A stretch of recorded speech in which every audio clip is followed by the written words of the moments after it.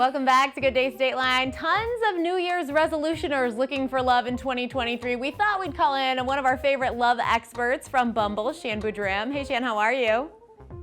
Good morning. Yes, let's talk about love in the new year and all of the exciting trends that are happening. Yeah, I think, toward the end of the year sometimes life gets a little busy. Love, if you don't already have it in your life, takes kind of a backseat. But as we roll into January, we want to know from you, from the expert, what are some of the main dating trends that Bumble is anticipating for 2023?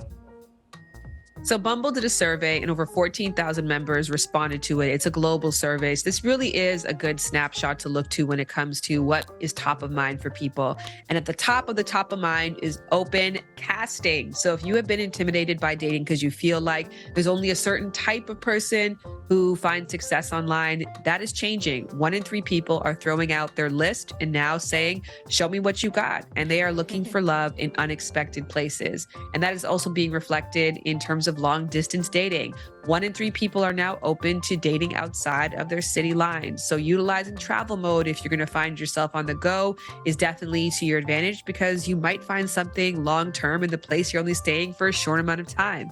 I also really love the trend of love-life balance. And this really speaks to the fact that after the pandemic, a lot of people are saying that it's not all about the hustle and bustle and the grind. It's also about the time for me and the time for my loved ones. And they're looking for partners who also have a full and fulfilling, balanced lifestyle. And last but not least, I want to throw this one in there because it's a really special one to me. Down with toxic masculinity and up with modern masculinity. The survey found that around 75% of men respondents were willing to look at their behaviors when it comes to assumptions around what a man is supposed to be and reevaluate them. And I think that's really helpful and hopeful, especially when it comes to Bumble, which is a woman's first dating app. Yeah, nobody likes an assumption, right? It's not good for you. Exactly. So I know that one of the most, exciting days of the year for online dating is the first Sunday in January, which makes a lot of sense.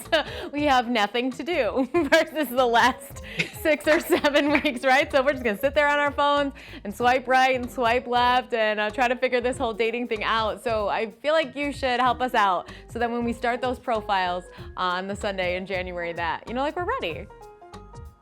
Exactly that. It's kind of a mix of post-holiday breakups that, can tend to happen, and then New Year's resolutions, and then Valentine's Day coming up in just a month or so. That makes that first Sunday the day that you're going to see a spike in engagement and a spike in users being active online, but also willing to have more back and forth conversations. So traditionally, of course, as you mentioned, it's the first Sunday of the year, but because the first Sunday of the year happens to fall on January 1st, Bumble's now saying it's going to be the second Sunday this year. So January 8th is the day, which gives you more time to work on your profile. So don't procrastinate. Start today, start slowly, do a little bit every day because more is more when it comes to utilizing your online dating profiles. And it also gives you some time to get a friend or family member to review your work to make sure this really is the best, most authentic you you're putting out there. I like how you said more is more because in most things in life we hear less is more because you don't want to get too much info out there. But when it comes to dating apps, somebody who doesn't fill out the app, that's not exciting at all if they don't put any words there, because then how are you supposed to know who they are? So really, give your most self out in 2023, right? I agree with that. And also I think, what does that say about somebody if this is the quest for love? This is the place they could potentially find their happily ever after. And if they're not giving more than 2 minutes to that process and experience, what is that really saying? Right. All right. Before we go, Shan, any other advice you have for those of us dating in 2023?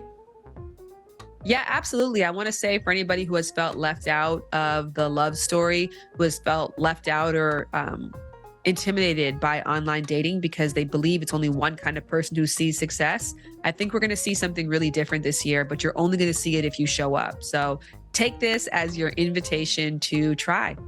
Awesome. Well, thank you so much for spending some time with us. Thank you so much for having me. Happy holidays. We'll be right back with more Good Day Dateline.